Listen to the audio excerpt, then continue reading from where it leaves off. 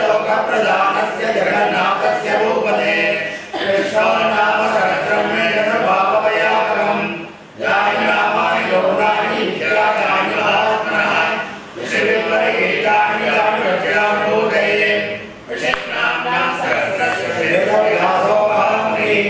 महाविष्णुप्रीत्यर्थे सहस्रनाम जपे विनियोगः ध्यानम् क्षीरोदन्वत्प्रदेशे ऋजमणिविलसत्तैकते मुक्तिकानाम् मालालुप्ताधनस्तस्फटिकमणिनिभैर्मुक्तिकैर्मण्डिताङ्गः शुभ्रैरभ्रैरदभ्रैरुपरिवृहृतैर्मुक्तपीयूषवर्षैः आनन्दीनः पुनीयादरिनलिनगदा वाणिर्मुकुन्दः द्वौ पादौ यस्य नाभिर्वियदसुरनिलश्चन्द्रदो जनेत्रे कर्णावासाशिरोद्योर्मुखमभिधानो त्यवात्येयमोब्धिः अन्तस्थं यश्च विश्वं दुरनरखगो गन्धर्वदैत्यैः चित्रं रं रम्यते तं त्रिभुवनवपुषं विष्णुमेषं नमामि शान्तदेवाय शान्ताकारं भुजगशयनं पद्मनाभं सुरेशं विश्वाकारं गगनसदृशं मेघवर्णं शुभाङ्गम् लक्ष्मीकान्तं कमलनयनं योगिहृध्यानगम्यं वन्दे विष्णुं भवभयहरं सर्वलोकैकनाथं मेघश्यामं पीतकौशेयवासं साङ्कं कौस्तुभोद्भासिताङ्गं पुण्योपेतं पुण्डरीकायदाक्षं विष्णुं वन्दे लोकैकनाथं षड्गजक्रं दकिरीटकुण्डलं सपीतवस्त्रं दरधीरयक्षणम् सहारवक्षस्थलसंस्थितः श्रियं नमामि विष्णुं राजदर्भुजं छायायां पारिजातस्य हेमतिमङ्कृतं चन्द्राननं चतुर्भागं श्रीवत्साङ्कितवक्षसं रुक्मिणी सत्यभामाभ्यां सहितं कृष्णमाश्रये ॐ विश्वस्मै नमः विश्वं विष्णुर्वषट्कारो भूतभव्यभवत्प्रभुः भूतकृद्भूतभरद्भावो भूतात्मा भूतभावनाम् भूतात्मा परमात्मा च मुक्तानां परमागतिः अव्ययः पुरुषः साक्षी क्षेत्रज्ञोऽक्षर एव च योगो योगविदां नेता प्रधानपुरुषेश्वरः नारसिंहवपुः श्रीमान् केशवः पुरुषोत्तमः सर्वशर्वशिवस्ताणुर्भूतादिर्निधिरव्ययः शम्भवो भावनो भर्ता प्रभवः प्रभुरीश्वरः स्वयंभू शंभुरादित्य पुष्कराक्षो महास्वनः जनिधनो दाता विदाता धातुरुत्तमः अप्रमेयो ऋषिकेश पद्मनाभो मरप्रभुः विश्वकर्मा मनुस्तष्टादभिष्टस्तविरो ध्रुवः अग्राख्य शाश्वतः कृष्णो लोहिताक्षप्रतर्दनः प्रभूतस्त्रिकगुब्धाम पवित्रं मङ्गलं परम् ईशानप्राणदप्राणो ज्येष्ठश्रेष्ठ प्रजापतिः हिरण्यगर्भो भूगर्भो माधवो मधुसूदनः ईश्वरो विक्रमे धन्वी मेधावी विक्रमक्रमः अनुत्तमोदुरादर्श कृतज्ञः कृतिरात्मवान् सुरेशरणं शर्म विश्वरेता प्रजाववः अहत्संवत्सरो व्याळप्रत्ययः सर्वदर्शनः अजस्सर्वेश्वरसिद्धसिद्धिः सर्वादिरच्युतः वृषाकविर्मेयात्मा सर्वयोगविनिश्चितः वसुर्वसुमना सत्यस्तमात्मा संहितस्तमः अमोघः पुण्डरीकाक्षो वृषकर्मा वृषाकृतिः रुद्रो बहुजरावपुरुर्विश्वयोनिस्तुचिष्टवाः अमृतशाश्वतस्ताणुर्वरारोहो महातपाः सर्वगस्तर्वविद्वानुर्विश्वक्सेनो जनार्दनः वेदो वेदविदव्यङ्गो वेदाङ्गो वेदवित्कविः लोकाध्यक्षस्तुराध्यक्षो धर्माध्यक्षकृताकृतः चतुरात्मा चतुर्व्योगश्चतुर्दमुष्टश्चतुर्भुजः राजिष्णुर्भोजनं भोक्ता सहिष्णुर्जगदारुजः अनघो विजयो जेता विश्वयोनिः पुनर्वसुः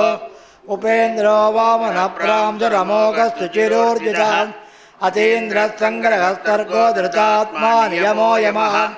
वेद्यो वैद्यः सदा योगी वीरः माधवो मधुः अतीन्द्रियो महामायो महोत्साहो महाबलः महाबुद्धिर्महावीर्यो महाशक्तिर्महाद्युतिः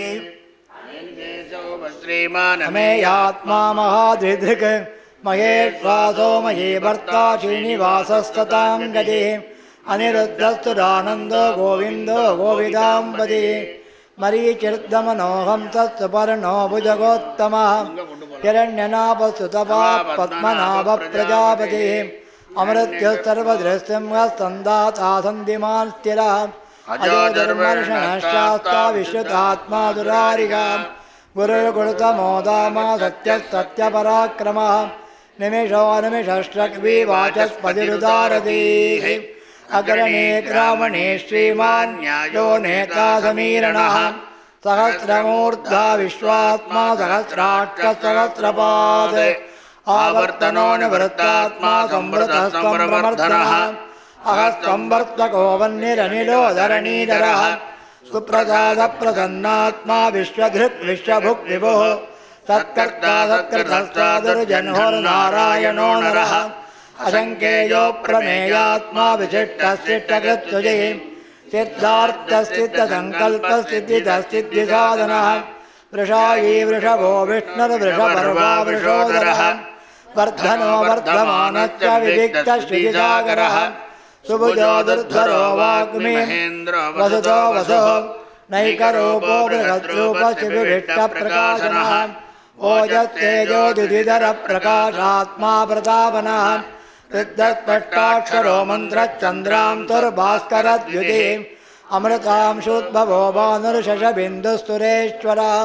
औषधं जगतस्तेतुर्सत्यधर्मपराक्रमः भूतभव्यपवन्नाथः पवनः पावनो नलः कामः कामकृत्कान्तः कामः कामप्रदप्रभो युगादिकृत्युगावर्तो नैकमायो महाजनः अदृश्यो व्यक्तरूपश्च सहस्रजितनन्दजित् इष्टो विशिष्टश्चिष्टेष्टचिकण्डीनकषो वृषः क्रोधः क्रोधकर्ता विश्वबाहुर्महीधरः अच्युतः प्रजितः प्राणप्राणदो वासवानुजः अपान्निधिरधिष्ठानमप्रमत्तप्रतिष्ठितः स्कन्दस्कन्दधरो दुर्यो वरदो वायुवाहनः वासुदेवो बृहद्भानुरादिदेवः पुरन्दरः अशोकस्तारणस्तारस्तूरश्रवरिर्जनेश्वरः अनुकूलस्य दावृत्तः पद्मे पत्रनिवेक्षणः पद्मनाभोरविन्दाक्ष पद्मगर्भशरीरभृते महर्धिरुद्धो वृद्धात्मा महाक्षो गरुडध्वजः अदुलशरभो भीमस्समयज्ञो हविर्हरिः सर्वलक्षणलक्षण्यो लक्ष्मीवान् समितिञ्जयः विक्षरोरोहितो मार्गो हेतुर्दामोदरः महीधरो महाभागो वेगवानमिताधनः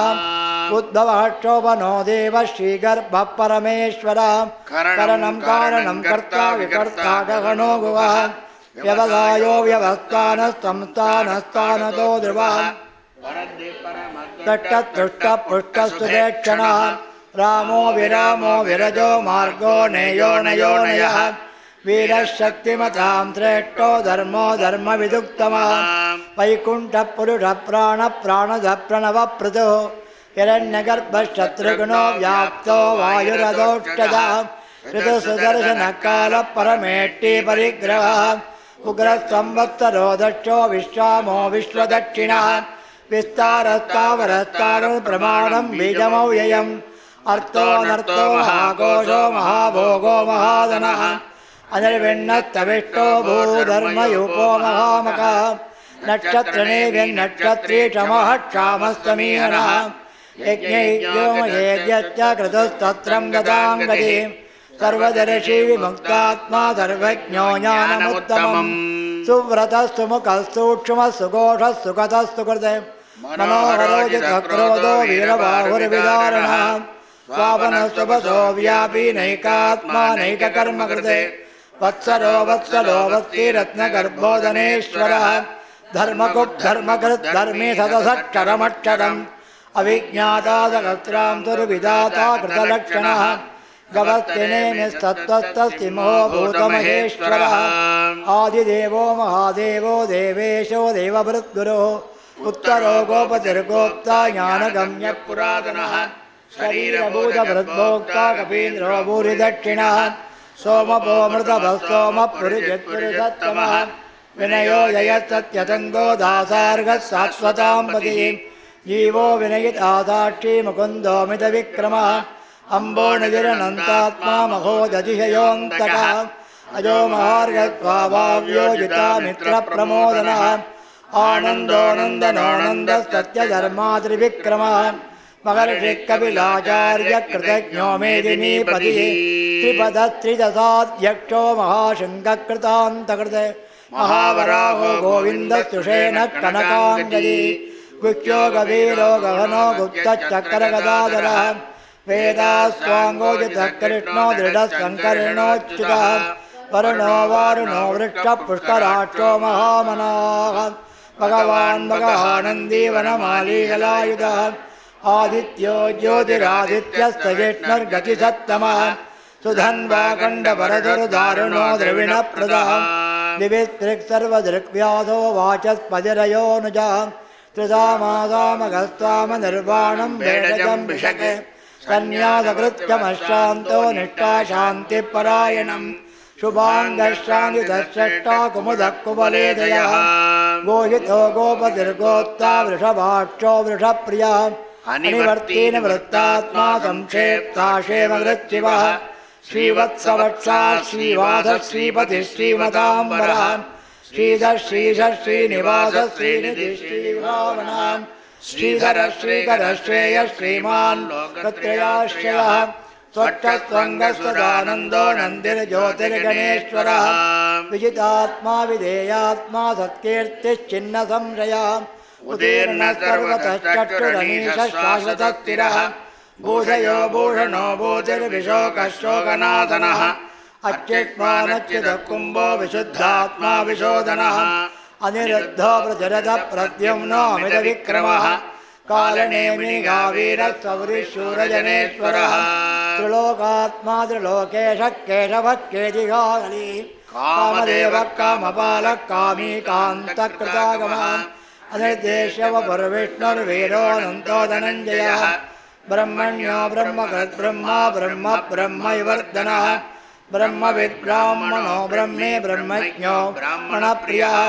महाक्रमो महाकर्म महातेजो महोरगः महाकृतर्महायज्वा महायज्ञो महाकविः तव्यस्तवप्रियस्तोत्रं दुदिस्तोतारणप्रियः पूरणपूरयिता पुण्यपुण्यकीर्त्यरनामयः मनोजवतीर्थकरो वसुरेता वसुप्रदः वसुप्रदो वासुदेवो वसुर्वसुमनाहविः सद्गतिस्तत्कृतिस्तत्ता सद्भूतिस्तत्परायणः शूरसेनो यदुश्रेष्ठस्तन्निवासस्त्रियामुनः भूतावासो वासुदेवः सर्वाधिनिलयो नलः दर्पः दर्पतो दृप्तो दुर्धरोताः पराजितः विश्वमूर्तिर्महामूर्तिर्दीप्तमूर्तिरमूर्तिमान् अनेकमूर्तिरव्यक्तः शतमूर्तिशताननः एको नैकस्य भक्तक्यं यत्तत्पदमनुत्तमं लोकबन्धुर्लोकनाथो माधवो भक्तवत्सलः सुवर्णवर्णो हेमाङ्गो वराङ्गश्चन्दनाङ्गदी वीराविषमस्तून्यो गताशीरचलश्चलः अमानीमानतो मान्यो लोकस्वामी त्रिलोकधृगे सुमेधामेधजोदन्यः सत्यमेधादरादरः तेजो वृषोदितिधरः सर्वशत्रभृताम्बरः प्रग्रहो निग्रहो व्यग्रो नैकशृङ्गो गदाग्रजः चतुर्मूर्तिश्चतुर्बाहुर्चतुर्योगश्चतुर्गति चतुरात्मा चतुर्वेदविदेकपाद समावर्तो निवृत्तात्मा दुर्जयो दुरतिक्रमः दुर्लभो दुर्गमो दुर्गो दुरावासो दुरारिगा शुभाङ्गो लोकसारङ्गस्तुतन्तुस्तन्तवर्धना इन्द्रकर्मा महाकर्मा कृतकर्माकृतागमा उद्भवस्तुन्दरस्तुन्दो रत्ननाभस्तुलोचनः अर्को वाजसनशृङ्गी जयन्तस्सर्वविद्यये सुवर्णबिन्दुरक्षो यस्सर्वभागीश्वरेश्वरः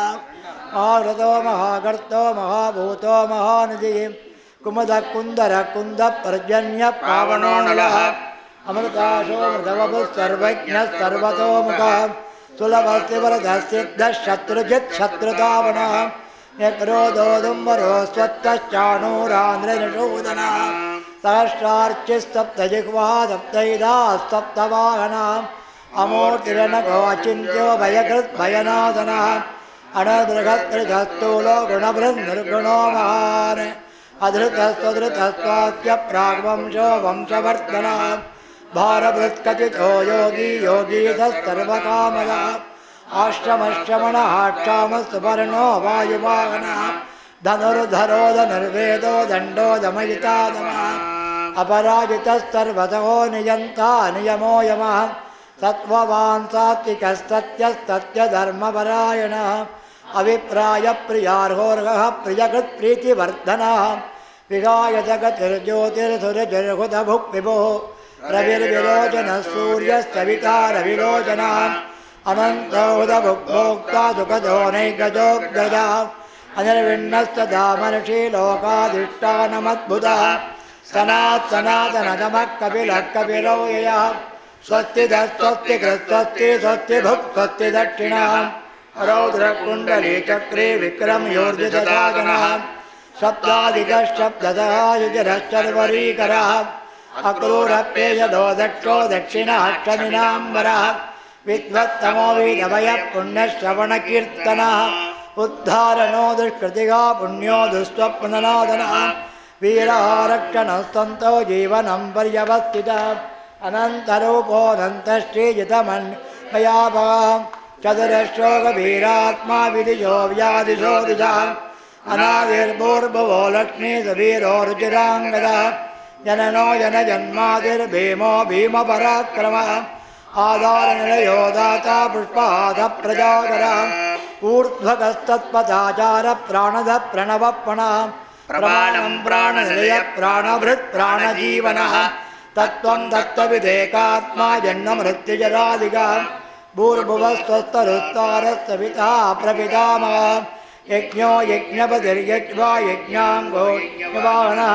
यज्ञभृत् यज्ञकृत् यज्ञे यज्ञभुक् यज्ञसाधनः यज्ञादकृत् यज्ञगुच्चमन्नमन्नादयेव च आत्मयोनिस्तयञ्जातो वैकानस्तामगायनः देवकी नन्दनश्रेष्ठादितीशः पापनाशनः शङ्खबृन्नन्दकी चक्री सार्गदन्वाधरः प्रताङ्गपाणिरक्षो यत्सर्वप्रकरणायुधः सर्वप्रकरणायुध ॐ नमः इति वनमालीगती शार्ङ्गी शङ्की चनन्दकी श्रीमान्नारायणो विष्णुर्वासुदेवो विरक्षतो वनमालीगती शार्ङ्गी शङ्की चक्री चनन्दकी श्रीमान्नारायणो विष्णुर्वासुदेवो विरक्षतो वनमालीगती शार्ङ्गी शङ्की चक्री चनन्दकी श्रीमान्नारायणो विष्णुर्वासुदेवो विरक्षतो वासुदेवो विरक्षतो नमः इति तं कीर्तनीयस्य केशवस्य महात्मनः नाम्नां सहस्रं दिव्यानां शेषेण प्रकीर्तितं ययिदं शृणुयान्नित्यं यच्चापि परिकीर्तयेत् नाशुभं प्राप्नुयात् किञ्चित् सोमुत्रे अजमानवः वेदान्तको ब्राह्मणस्यात् क्षत्रियो भवेत् वैश्यो धनसमृद्धस्यात् शूद्रत्वमवाप्नुयात् धर्मार्थे प्राप्नुयात् धर्ममर्थादि प्राप्नुयात् कामानुवाप्नुयात् कामे प्रजाते जातमा प्रजा भक्तिमान्नसोत्थाय जगद्गतमानसः सहस्रं वासुदेवस्य नाम्नामेतत् प्रकीर्तयेत् यः प्राप्नोति विपुलं याति प्राधान्यमेव च अजलां श्रियमाप्नोति श्रेयः प्राप्नोत्यनत्तमम् न भयं क्वचित् आप्नोति वीर्यं तेजश्च विन्दति भवत्यरोगो द्युतिमान् बलरूपगुणान्वितः रोगार्तो मुच्यते रोगात् बन्धो मुच्येत बन्धनात् भयान्मुच्येत वेदस्थो मुच्येतापन्नाबलः दुर्गानविदरत्यादुर्पुरुषः पुरुषोत्तमम् तुवन्नामदहस्रेण नित्यं भक्तिसमन्वितः वासुदेवाश्रयो मर्त्यो वासुदेवपरायणः सर्वपापविशुद्धात्मा याति ब्रह्मसनातनं न वासुदेवभक्तानां विद्यते क्वचित् जन्ममृत्युजराव्याधिभयं नैवोपजायते इमं तव मदीयानश्रद्धा भक्तिसमन्विता युज्येतात्मासु घक्षान्तिषेदस्मृतिकीर्तिभिः न क्रोधो न च मात्सर्यं न लोभो न शुभामतिः भवन्ति कृतपुण्यानां भक्तानां पुरुषोत्तमे द्यौषचन्द्रार्कनक्षत्राकं दिशो महोदधीं वासुदेवस्य वीर्येण विधृतानि महात्मनां असुरासुरगन्धर्वं दयक्षोरगराक्षसं जगत्वते वर्तते तं कृष्णस्य सचराचरम् इन्द्रियाणि मनोबुद्धिर्सत्त्वं तेजो बलं धृतिः वासुदेवात्मकान्या कुरुक्षेत्रं क्षेत्रमेव च सर्वागमानामाचारप्रथमं परिकल्पते आचारप्रभवो धर्मो धर्मस्य प्रभुरच्युतः ऋषयः देवा महाभूतानि दातवः जङ्गमाजङ्गमं चेतं जगन्नारायणोद्भवम् योगो ज्ञानं ददासाङ्ख्यं विद्याशिल्पादिकर्म च वेदाशास्त्राणि विज्ञानं एतत् सर्वं जनार्दनात् एको विष्णुर्महद्भूतं पृथग्भूतान्यनेकः त्रीन् लोकान् व्याप्य भूतात्मा विश्वभुगौ यः इमं तवं भगवतो विष्णोर्व्यासेन कीर्तितम् पठेद्ययिच्छेत् पुरुषश्रेयः सुखानि च विश्वेश्वरमजं देवं जगतः प्रभुमव्ययम् भजन्ति ये पुष्कराक्षं न ते यान्ति पराभवम् न ते यान्ति पराभवम् ममेति अर्जुन उवाच पद्मपत्रविशालाक्ष पद्मनाभसुरोत्तम भक्तानामनुरक्तानां त्राता भवजनार्दन श्रीभगवानुवाच यो मां नामदहस्रेण शोधमिच्छति पाण्डव लोकमेकेन श्लोकेन स्तुत एव न संशयः स्तुत एव न संशय ॐ नम इति व्यास उवाच वासनात् वासुदेवस्य वासितं भुवनत्रयं सर्वभूतनिवासोऽधि वासुदेव नमोऽस्तु ते वासुदेव नमोऽस्तु ॐ नम इति पार्वत्युवाच केनोपायेन रघुना विष्णोर्नामसहस्रकम् पठ्यते पण्डिते नित्यं शोधमिच्छाम्यहं प्रभो ईश्वर उवाच श्रीराम राम रामेति रमे रामे मनोरमे सहस्रनाम तत्तुल्यं राम नाम वरानने श्रीराम राम रामेति रमे रामे मनोरमे सहस्रनाम तत्तुल्यं राम नाम वरानने श्रीराम राम रामेति रमे रामे मनोरमे सहस्रनाम तत्तुल्यं राम नाम वरानने राम नाम वरानन ॐ नम इति ब्रह्म उवाच नमोऽस्त्वनन्ताय सहस्रमूर्तये सहस्रपादाक्षिरोरुबाहवे सहस्रनाम्ने पुरुषाय शाश्वते सहस्रकोटिगधारिणे नमः सहस्रकोटिगधारिणे नमो ॐ नम इति संजय उवाच यत्र योगेश्वरः कृष्णो यत्र पार्थो धनुर्धरः तत्र श्रीविजयो भूते ध्रुवाणि मतिर्मम श्रीभगवानुवाच अनन्याः चिन्तयन्तो मामेयना पर्युपासते तेषां नित्याभियुक्तानां योगक्षेमं वहाम्यहम् परित्राणाय साधूनां विनाशाय च दुष्कृतां धर्मसंस्थापनार्थाय सम्भवामि युगे युगे आर्ता विषण्णा शिथिलाश्च वीथाः व्याधिषु वर्तमानाः संकीर्त्य नारायण शब्दमात्रं विमुक्तदुःखाः सुखिनो भवन्ति कायेन वाचा मनसेन्द्रियैर्वा ध्यात्मना वा प्रकृते स्वभावात् करोमि यद्यत् सकलं परस्मै नारायणायेति समर्पयामि आपदामपहर्तारं दातारं सर्वसम्पदां भोगाभिरामं श्रीरामं भूयो भूयो नमाम्यहम् आपदानामार्तिहन्तारं भीतानां भीतिनाशनं द्विषतां कालदण्डं तं रामचन्द्रं नमाम्यहम् आपदामपहर्तारं दातारं सर्वसम्पदां लोकाभिरामं श्रीरामं भूयो भूयो नमाम्यहम् आर्तानामार्तिहन्तारं भीतानां भीतिनाशनं द्विषतां कालदण्डं तं रामचन्द्रं नमाम्यहम् आपदामपहर्तारं दातारं सर्वसम्पदां लोकाभिरामं श्रीरामं भूयो भूयो नमाम्यहम् आर्तानामार्तिहन्तारं भीतानां भीतिनाशनं द्विषतां कालदण्डं तं रामचन्द्रं नमाम्यहम् आपदामपहर्तारं दातारं सर्वसम्पदां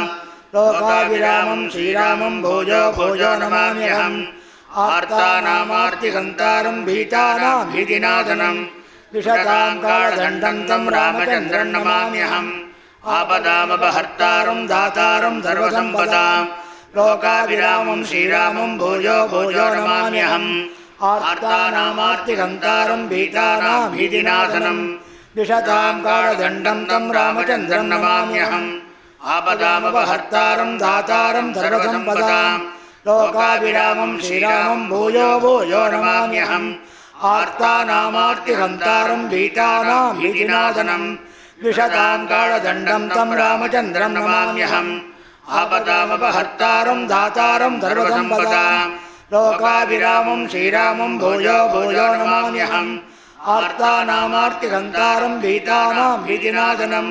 द्विषतां कालदण्डं तं रामचन्द्रं नमाम्यहम् आपदामपहर्तारं दातारं सर्वसम्पदां लोकाभिरामं श्रीरामं भूयो भूयो नमाम्यहम् आर्तानामार्तिहन्तारं भीतानां भीतिनाशनं द्विषतां कालदण्डं तं रामचन्द्रं नमाम्यहम् आपदामपहर्तारं दातारं सर्वसम्पदां लोकाभिरामं श्रीरामं भूयो भूयो नमाम्यहम् आर्तानामार्तिहन्तारं भीतानां भीतिनाशनं द्विषतां कालदण्डं तं रामचन्द्रं नमाम्यहम् आपदामपहर्तारं दातारं सर्वसम्पदां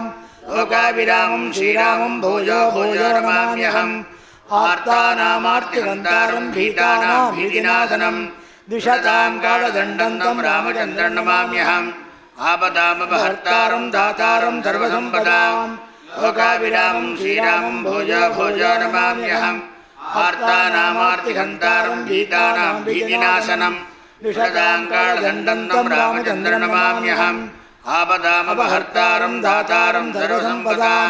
लोकाभिरामं श्रीरामं भूयो भूयो नमाम्यहम्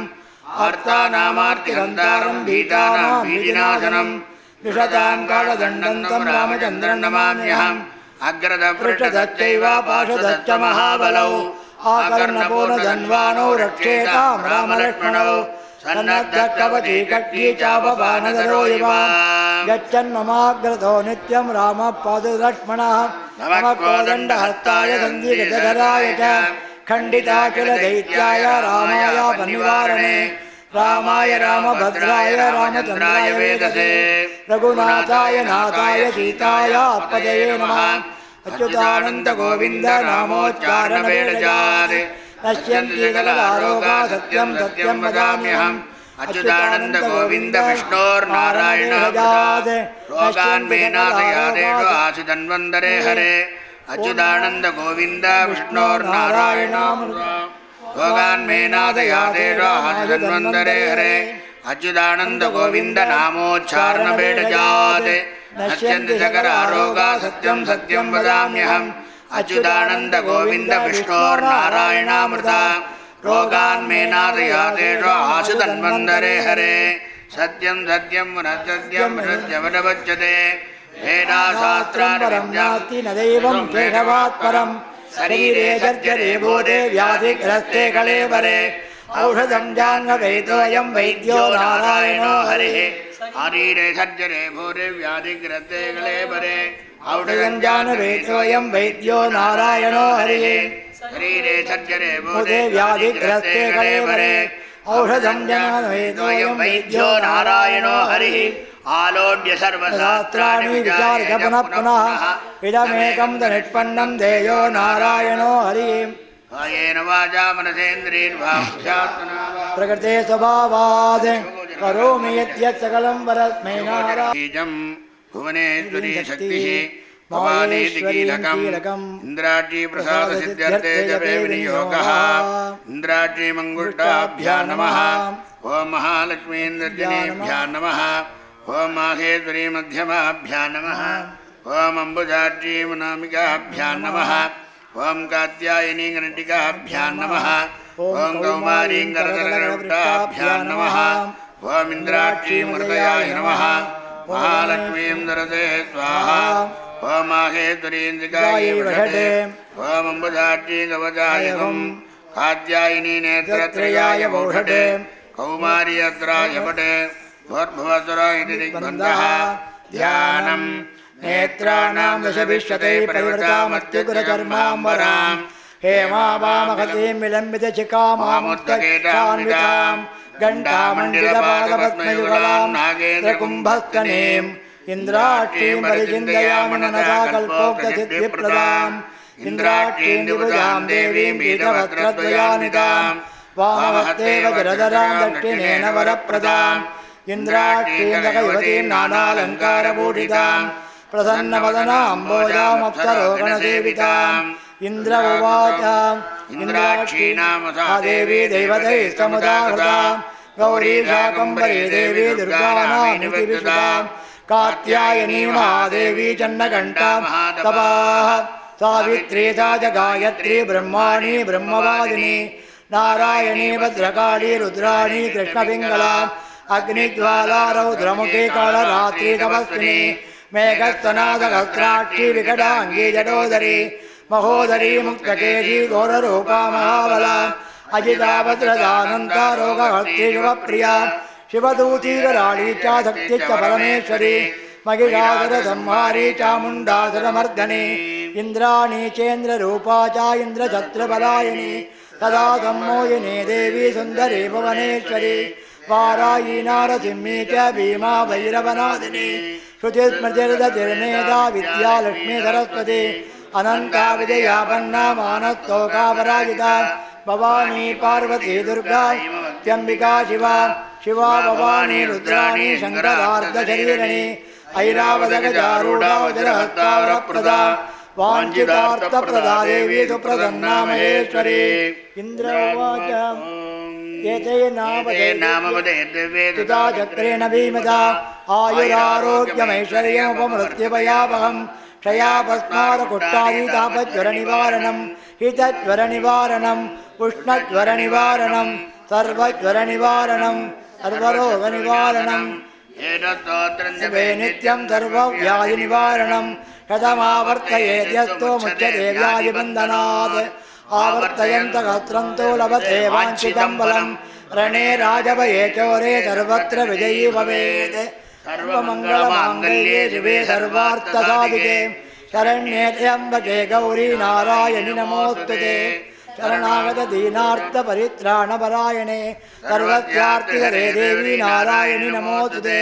सर्वस्वरूपे सर्वे त्रैलोक्यस्याखिलेश्वरी एवमेव त्वया कार्यम् अस्मद्वैरिविनाशनम् सर्वस्वरूपे सर्वेषे सर्वशक्तिसमन्विते भयेभ्यस्त्रायिनो देवी दुर्गे देवी नमोऽस्तुते रोगानशेषानपगम् शाकामानभीष्टानखिलान् ददासि त्वामाशितानामयि पन्नराणां वादवाहि बेढटं विवादवाहि यद्रवः त्वगं विविद्धभेडजो देवानां दोदय्यते प्राणानां प्राणानां ॐ प्राणानां गन्धिरुद्रो मा विशान्तकः तेनान्येनाप्यायत्वा नमो रुद्राय विष्णवे मृत्युर्मे पाहि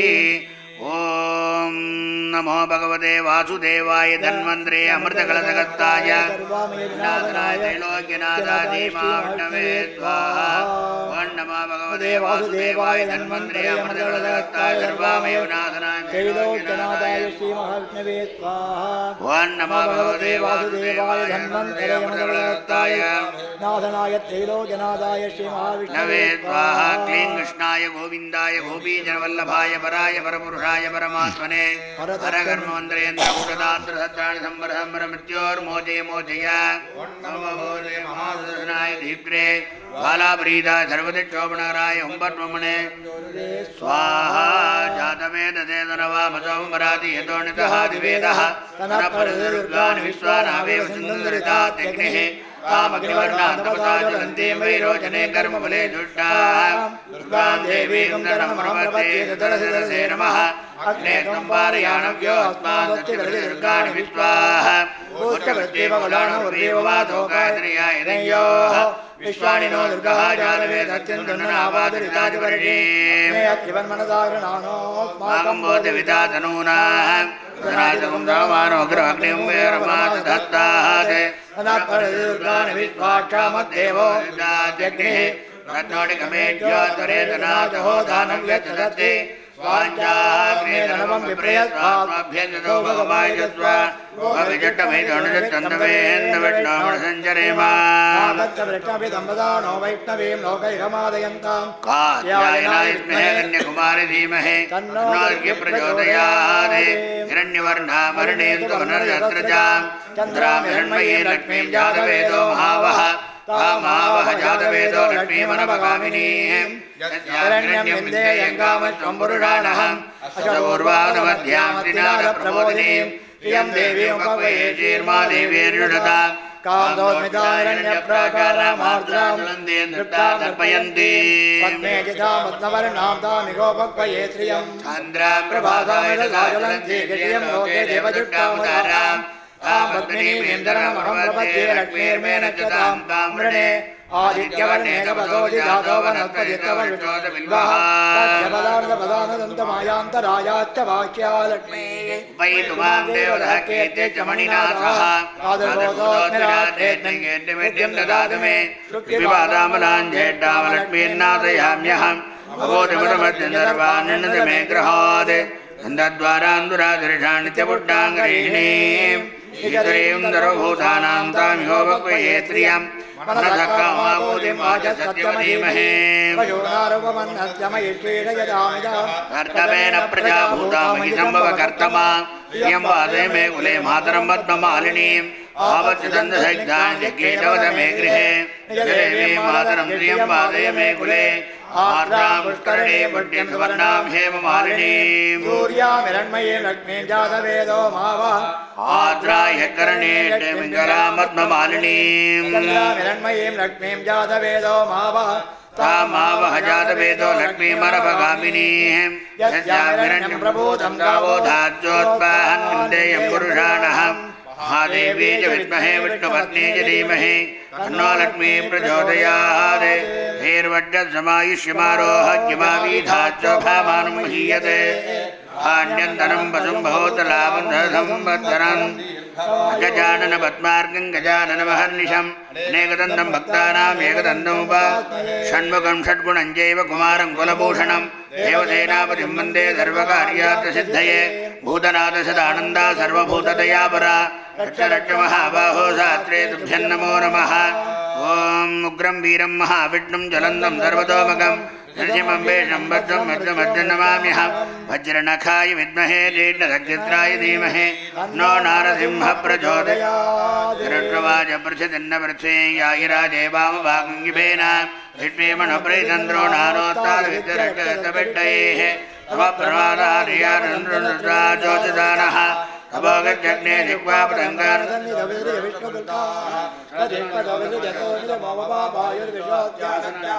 यो नो दूरे गदकं जो योऽन्त्यग्निमाकिट्टे तदर्शीते उदग्ने दिट्टप्रत्यादरिष्टन्नित्रागुमुषदात्तिग्मयेते यो नो राजकुं जमिदानचक्रे निजादन्दत्तदन्ताविद्याद्यत्पदाविष्णुदेव्यानग्ने अवत्तिरागनुयादिदूराः शत्रूने तथे गानादिमहिमेवते गातुमेरते स्वाहा नित्मे जगनायो जुम्नाद्यर्यो विद्योदे एदग्ने अतुभगत्सुदानुयत्वा नित्येमायुधाय मुक्तैः विप्रेदिगाय दुरोणे विश्वेदग्ने दिनादादिष्टि अर्चावेरमलिङ्गोचर्वासन्ते भावादायङ्गीः सर्वात्मादुरतामते मात्मे क्षद्राणिरायेरणद्योने यद्भावोर्याजलेन पद्मन्दोरावत्तरीवावनद्योने क्रीडन् दत्त्वादमनगत्तवे मावेद्यं नाथद्दिवागुं भोजनानां यद्भागवत्त्वयरन्योग्नमुभयाधिपतिमदारतेन तस्यत्रादावदितकायत्तादित्यमानुषद्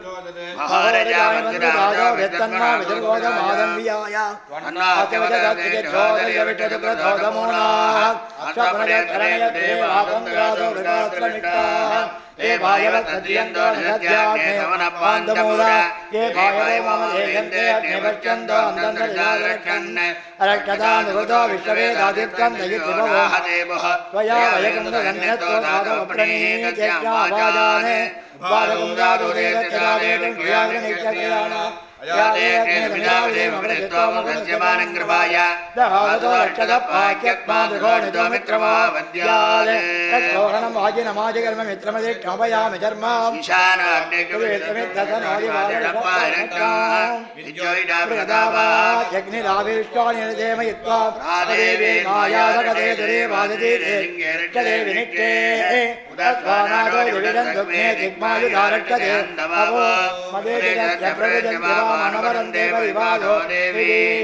आशिषिशानो विषमोरियद्मोगनागरहट्टोपनचरणीनां संग्रन्दनोनिगयैकवीरशतकुन्देनादियस्सागमिन्दः संग्रन्दनेनानिमिरेण जिष्णुनायुक्तारेण दुच्छवनेन दृष्टुना अदिन्द्रेण तत्त्वमिदोन विगतेन विष्णा नरिणद्धैदन गञ्जते वदेदग्यस्रट्टादयितेन्द्रो विनेन संरट्टजितो भावायुज्यो तदन्वा विरत्ता मृगत्पदेवलिदीयारतेन रक्षोहामित्रागुमुपपादमानः प्रपञ्चन्सेनाः वरुणो विचारिन्नत्माकवेति विचारतानां गोत्रविदं गोभिदं वज्रबाहुञ्जयन् नमस्ता प्रविणं नमोजसा हिमकुन्दजातानुवीरयद्रविन्द्रकुंसटायो नसगौरवध्वम् अलविज्ञायद्रविरप्रवीरसत्त्वान् वाजीत् नमुग्रः अभिवीरो विदत्त्वारगोजादेत्रविन्द्रतमादिष्टगोविदे अभिगोत्राङ्गधागायमानो धायो वीरचतवन्निरेन्द्रः तुच्छवनप्रतरहाणैद्योद्भागं तेनावधुप्रयुत्स इन्द्राधान्नेता बृहत्परि दक्षिणा यज्ञपुरयेतु सोमः देवदेनानायुवन्दीनान्यन्दीनामृतो यन्दोग्रे इन्द्रद्विष्णवर्णचराज्ञादित्यानामृतां सर्ध उग्रम् महामनतामुरत्यमानां घोषो देवानादेतामुदत्ताद् अस्माकमिन्द्रतमदेकस्माकय्यायुधवत्तादयन्तो अस्माकं वीरा उत्तरे वन्दत्मानुदेवावताहवेषो उत्तरणेयमकन्नादिधानच्चत्वनान्मामकानामकाकुन्दे उद्रत्रान् वाजिनान् वाजिनान् नेत्रधानादेतामेनुगूढः उपप्रेदयेतानिरस्थिरावस्तन्तबाहवः इन्द्राणश्चर्मयच्चत्वनादिष्ट्या यथा तथा अवदिष्टापरावृतरं ये ब्रह्मदगुंसिता गच्छामित्रानुविजनोचिलाः देवर्मविख्यादयामि सोमत्वाराजामृतेनाविभक्ताम् पुरार्वरीयावृवत्ते त्रिजन्तन्वाणोऽन्तदेवाः यत्र बाणाः सम्वदन्ति कुमाराभिषिका इव इन्द्राण तत्र विग्रहावित्वाः कर्मयज्जतो ममाहाग्नेवर्चो हिवे स्वद्वयन्वेन्दाना तनवं पुषेम मह्यन्नमन्दामृ तत्त्वयाध्यक्षेण पतनाजेम मम देवा विवेदन्तु सर्व इन्द्रावन्दो वृतावृष्टिरग्निः ममान्तरिष्टोरगोवत्समैक्यं बालपवदां कामे अस्मिन् मयि देवा त्रिविणमालियन्तामय्याचिरत्वमयि देवहोदिः देव्याहोदारावणयन्तपूर्वेरिष्टास्यां सर्वाद्वीराः मह्ययेतमयानि हव्याकूटि सत्यामनतो मे अस्तु ये रोमानिकाहङ्कतमच्चनाहं विश्वे देवादादिवोचतामे देवे जडर्वे वरुणक्नोद विश्वे देवादेवेरयध्वम् महात्मे प्रजयामातनो विर्मारदामधुरदेतोमराजन् अग्निं मन्यं प्रजनदं प्रसादब्धो गोपापरिपायनत्वं प्रत्यञ्जायनपुणस्ते मैषाहञ्जं प्रबुधाविनेढते इमां यज्ञमक्षिणो बृहस्पति देवापां यजमानन्यर्थात् पुरविदानो धन प्रजायेन्द्रमानोरीषमापराधाः येन तमस्नावदेव वन्दिन्द्राग्निभ्यामुपादामहेतान् पदवो रुद्रादित्या बृहस्पतिमोग्रं चेत्तारमतिराजवक्रन् अर्वाञ्जमिन्द्रमतो हवामहे योगोजिद्धनजिदध्वजेत्यः इमन्नो यज्ञमिवेदुरत्वाद्यकर्मारिवो मेदिनन्द्वा अहं रुद्रे बिर्वसूभिश्चरामि हमाहादित्येर्विश्वदेवैः अहमिन्द्रावरुणो भाविवर्म्यहमिन्द्राग्नी अहमजिनोभा अहं सोमामानसं बिवर्म्यहं दुट्टारमतभूषणं भगम् अहं दादामिद्रवीण अविद्मादेषु प्राव्ये मानाय जन्मदे अहं राष्ट्री जङ्गमानेवतोः नाञ्जिगुरुषे पदमायिकीयानान् पाम्बाः देवाव्यासुपुरता भूरितात्राम्बूर्याः वेडयन्ति यातोन्नामद्योपत्यादय प्राणिधीर्णोद्युक्तम् मन्दवमान्दोपक्ष्यन्ति श्रीश्रोवत्सद्यवन् देवतामि अहमेवम्बादामियुक्तं देवेभिर्तमानुदेभिः यङ्गावेदन्तामुग्रङ्गेणोमिदं ब्रह्मानन्दमिडिन्दं सोमेधा अमृताशुरादानोमि ब्रह्मद्विडेतरावयन्तबावो आञ्जनाय नमदङ्गणोम्यहन्त्यावा पृथिवी आविवेद हमदो मे पितरामन्त्रमोद्धन्मयोनिरत्वा अन्तत्तामुद्रे तद्वाविलिट्टे पुराणविद्वादामून्द्यामुत्तरावपदामि अमेवादायिव प्रवान्यारभामानाभुवानानि विद्वा परोदिवापरेणाप्रीतिमेनावादेवेनादम्बा भूव रात्रिं व्यक्यदा इति मूर्त्रा देव्या चवीः विद्वादित्र्योदिता पर्वप्रामर्त्यानुपदो देव्यो ददाः स्वदीजापाददेतमाः तदाहारमत्कृतोटदं देव्याः यदि अवेदोहारदेतमाः आरोहाद्येत्याः वयं निधेयामन्विद्महे लिख्येन वासितं वयाः निग्रामादोभिष्यते वर्धन्तोऽनुभक्षिणाः निश्चयनादत्यदर्तिनाः यावयाः मृग्या मृगं यमेत्तेन मोहर्म्ये अदानचुतराः भव वामापेऽपि हस्तमखिड्डं व्यर्थमद्यत पुनर्नेवा यादया वादेका युवाकारमणेष्वतो हितदिवः रात्रित्वामन्नजिज्ञुषे ओ ब्रह्मा ब्रह्मणोज्जवार प्राणेन्द्रकृतिवादाः पिनाकी ईशानो देवतनायुधच विभ्राजमानसर्वध्यातोजमानो कर्मणि आगादे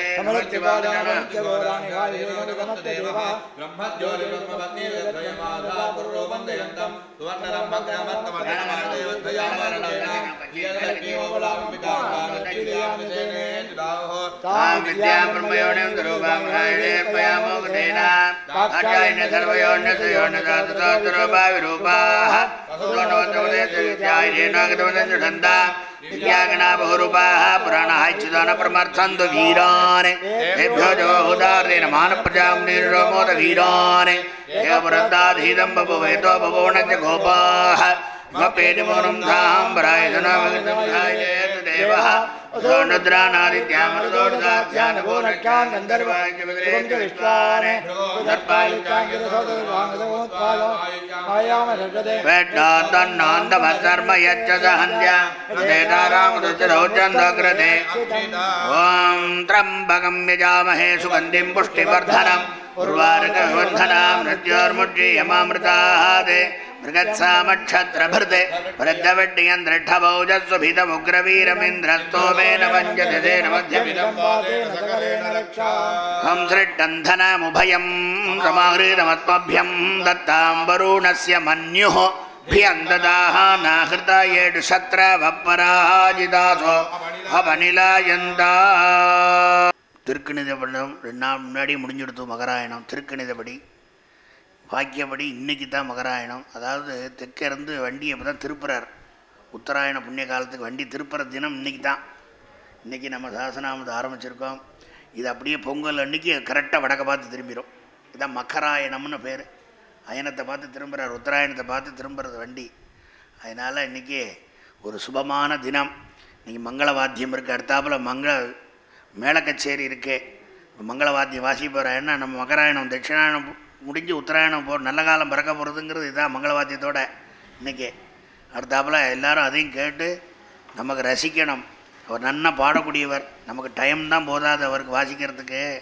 இருந்தாலும் இன்றைக்கி நமக்கு அன்றைக்கி வாசிக்க வேண்டியது மழை ஜலம்னா போயிடுத்து, வாசிக்க முடியல. அதை இன்றைக்கி அவள் நிறைவேற்றுறா அது நம்ம ஒரு பாக்கியம். அதனால் இப்போ சாசனம் முடிஞ்சு தீபாவளி ஆகிறது. நைவேத்தியம் பண்ணி தரேன், விபூதி தரேன், வாங்கிட்டு அப்படியே உட்காந்து கச்சேரி ரசிப்போம்.